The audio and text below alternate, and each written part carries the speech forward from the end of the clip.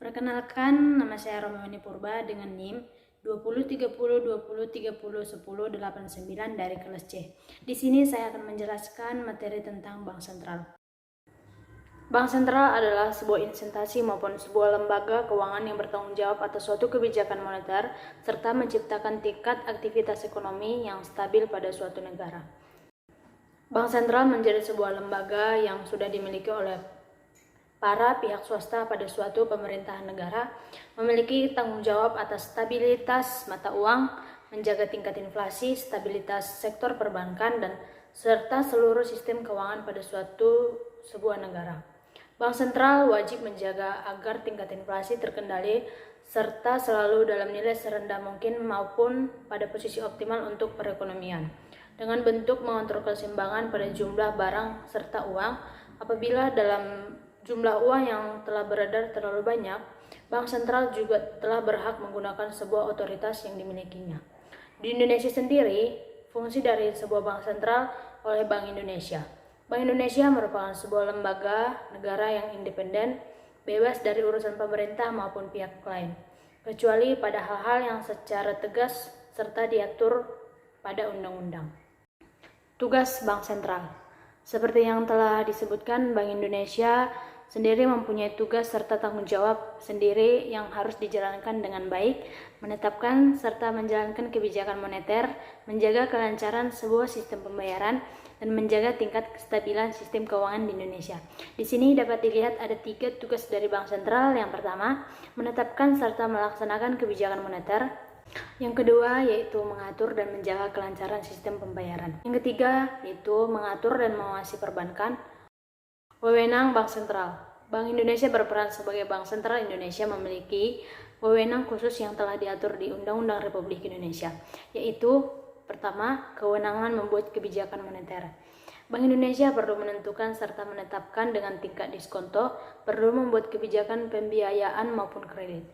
Bank Indonesia pun harus bisa menetapkan serta menentukan target moneter dengan menentukan tingkat inflasi yang terjadi di Indonesia pada tiap tahunnya.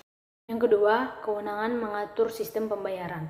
Bank Indonesia memiliki 3 dasar wewenang. Pertama, memiliki sebuah wewenang untuk menentukan dasar dan menetapkan dalam penggunaan alat pembayaran.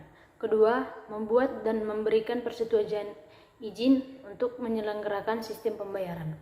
Terakhir, untuk mengawasi penyelenggaraan pada sistem pembayaran. Yang ketiga, kewenangan mengatur dan mengawasi perbankan. Berwenang untuk memberikan ataupun mencabut izin pada kelembagaan serta dalam kegiatan usaha bank. Bank Indonesia juga berwenang dalam mengawasi dengan berbagai macam kegiatan bank konvensional pada sistem perbankan ataupun secara individu. Peran Bank Indonesia sebagai Bank Sentral. Yang pertama, Bank Indonesia memiliki tugas untuk menjaga stabilitas moneter antara lain melalui sebuah instrumen suku bunga pada operasi pasar terbuka. Bank Indonesia sendiri dituntut untuk dapat menetapkan kebijakan moneter dengan berimbang serta tepat. Yang kedua, Bank Indonesia sendiri memiliki peran penting atau vital dalam menciptakan kinerja lembaga keuangan yang sehat, khususnya dalam perbankan. Penciptaan dari sebuah kinerja lembaga perbankan seperti itu dilakukan dengan mekanisme pengawasan serta regulasi. Ketiga, Bank Indonesia telah memiliki sebuah kewenangan dalam mengatur serta menjaga kelancaran pada sistem pembayaran. Bila terjadi peristiwa gagal dan pembayaran pada salah satu peserta dalam sistem pembayaran, maka akan melahirkan risiko potensial yang serius dan bahkan mengganggu sebuah kelancaran dalam sistem pembayaran. Di sini kita dapat melihat ada 3 fungsi Bank Sentral. Yang pertama, sebagai otoritas moneter, kebijakan Bank Sentral sangat berpengaruh terhadap seluruh kegiatan ekonomi suatu negara. Yang kedua, pengawas bank dan sebagai pengatur lalu lintas pembayaran. Bank Sentral juga sangat vital dalam menjaga stabilitas sistem keuangan. Yang ketiga, Bank Sentral sebagai strategis dalam penyambang bagi otoritas fiskal dan menjaga stabilitas ekonomi makro suatu perekonomian.